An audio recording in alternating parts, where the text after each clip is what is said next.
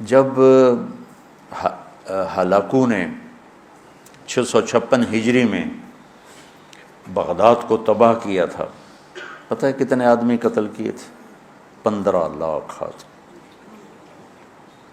15 لاکھ آدمی، کئی دن ان کا قتل عام ہوتا رہا۔ 20 لاکھ کی آبادی تھی، 5 لاکھ کیسے نکل گئے، بچ گئے یا اس نے خود چھوڑ دیے، 15 لاکھ آدمی ذبح کیے اس نے۔ اور اس کے پیچھے بے شمار جو چل رہی تھی نافرمانی، اس میں ایک بڑی نافرمانی فرقہ واریت تھی، اور شیعہ سنی فساد اور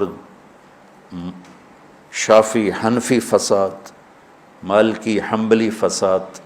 اب تو چونکہ اللہ نے ایسے بلاک بنا دیے کہ جو شوافع ہیں ان کا بلاک الگ ہو گیا، احناف کا بلاک الگ ہو گیا، حنبلیوں کا الگ ہو گیا، مالکی افریقہ میں چلے گئے، حنفی وسط ایشیا میں آ گئے، شافعی مشرق بعید میں چلے گئے، حنبلی بلاد عرب میں چلے گئے، تو ان کی آپس میں کوئی وہ پھینک سینگ نہیں پھنستے ہیں۔ لیکن چونکہ شیطان نے تو محنت کرنی ہے، تو اہل السنت والجماعت ہو کر آپس میں اتنے لڑائیاں ہیں، اور مختلف جتنے بھی مکاتب فکر ہیں سب کے آگے مختلف مکاتب فکر ہیں، اور وہ آپس میں نفرتوں تک پہنچے ہوئے ہیں اور بغض تک پہنچے ہوئے ہیں۔ یہی حال بغداد کا تھا، یہی حال بغداد کا تھا۔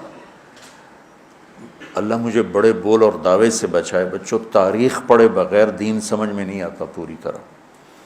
آدمی عبرت نہیں لے سکتا، سبق نہیں لے سکتا، صرف فقہ میں گم ہو کر ایک عجیب قسم کی وہ مخلوق بن جاتا ہے۔ پورا قرآن سامنے ہو، پوری نبی کی سیرت سامنے ہو، تاریخ سامنے ہو، تو فیصلہ کرنا آسان ہوتا ہے۔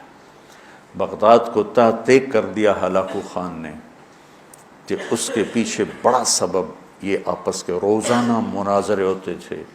317 ہجری میں، 317 یعنی ابھی خیر القرون ختم ہوا ہی تھا، بغداد میں حنبلی اور غیر حنبلی مناظرے میں اس قدر فساد ہوا کہ سینکڑوں آدمی قتل ہو گئے، ایک دوسرے کی جان کے ایسے درپے ہوئے۔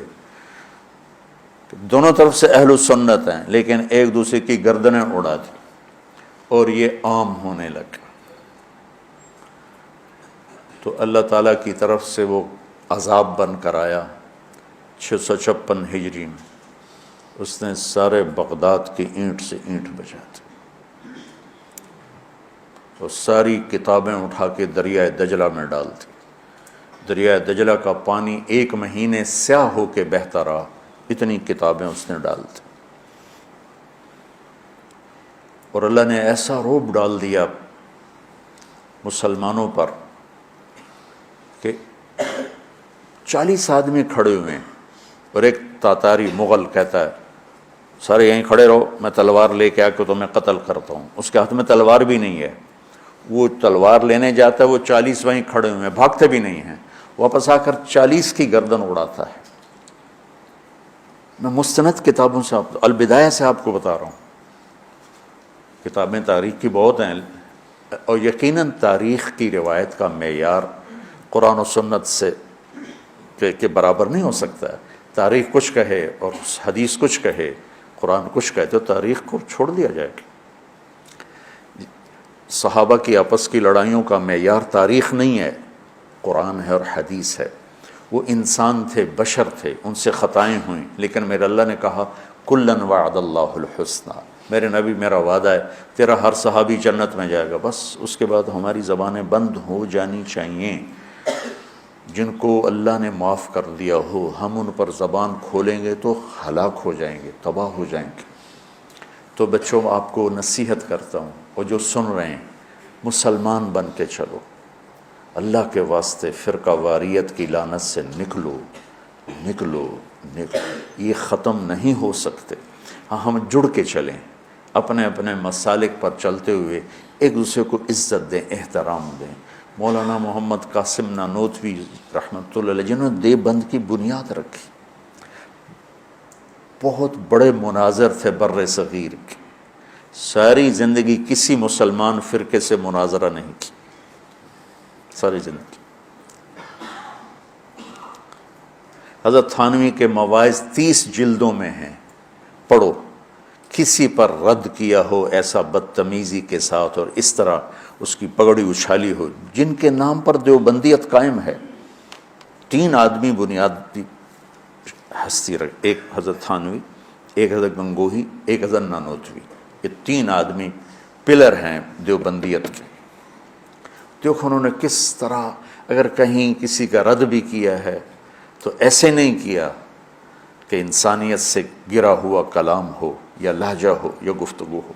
اور مولانا قاسم صاحب رحمۃ اللہ علیہ نے ساری زندگی کسی مسلمان فرقے سے مناظرہ نہیں، ہندو سے کیا، سکھوں سے کیا، دہریوں سے کیا، عیسائیوں سے کیا، نیچریوں سے کیا، لیکن کسی مسلمان فرقے کے خلاف آپ نے مناظرہ نہیں کیا۔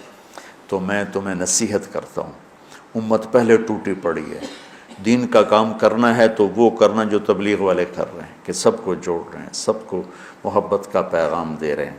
اگر منفی کام کرنا ہے تو گھر بیٹھ جانا یا ہم سے تعلق توڑ دینا، ہماری نسبت ہمیں واپس کر دینا، پھر جو تمہاری جی میں آئے کرتے رہنا۔ میں تمہیں مثبت کردار میں دیکھنا چاہتا ہوں۔ تو بچوں، تھوڑی سی زندگی ہے، نفرتیں نہ پالو، بغض نہ پالو، حقارتیں نہ پالو۔ کسی کو اگر غلط راستے پہ تم دیکھ رہے ہو تو اس سے بچانا ضروری ہے، اس سے نفرت کرنا۔ میرے نبی نے کتنے پتھر کھائے طائف والوں سے، کتنے پتھر کھائے۔ خود میرے نبی نے فرمایا کہ مجھے سب سے زیادہ تکلیف طائف والوں نے پہنچائی۔ تو جب ان کے لیے اجازت آ گئی کہ حکم دیں ان کو پیس کے رکھ دیں، تو فرمایا نہیں یا اللہ، شاید ان کی نسلوں میں کوئی کلمہ پڑھ لے۔ کتنی بڑی سیرت ہمارے سامنے موجود۔ آپ تو کہتے ہیں یا اللہ پیس دیں ان کو۔ ابو جہل جیسے کی آپ نے اتنی منتیں کی کہ حل انت منتہن عن سب آلہتنا، محمد اب بس بھی کرو، تو نے بہت سنا دیا ہمیں، ہم قیامت کے دن گواہی دے دیں گے کہ تو نے اپنے رب کا پیغام پہنچا دیا، اب بس کرو۔ جس کے بارے میں آپ کو پتہ تھا یہ میری امت کا فرعون ہے۔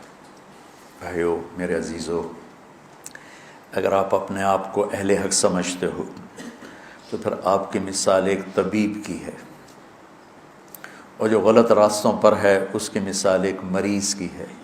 اگر ڈاکٹر مریض سے نفرت کرے گا علاج ہو سکے۔ وَاعْتَصِمُوا بِحَبْلِ اللَّهِ جَمِيعًا وَلَا تَفَرَّقُوا وَاذْكُرُوا نِعْمَةَ اللَّهِ عَلَيْكُمْ إِذْ كُنْتُمْ أَعْدَاءً فَأَلَّفَ بَيْنَ قُلُوبِكُمْ فَأَصْبَحْتُمْ بِنِعْمَتِهِ إِخْوَانًا وَكُنْتُمْ عَلَى شَفَا حُفْرَةٍ مِّنَ النَّارِ فَأَنْقَذَكُم مِّنْهَا كَذَلِكَ يُبَيِّنُ اللَّهُ لَكُمْ آيَاتِهِ لَعَلَّكُمْ تَهْتَدُونَ۔ اس میں اللہ تعالیٰ فرما رہے ہیں کہ اللہ کی رسی کو مضبوطی سے پکڑو اور آپس میں فرقہ واریت کا شکار نہ ہو۔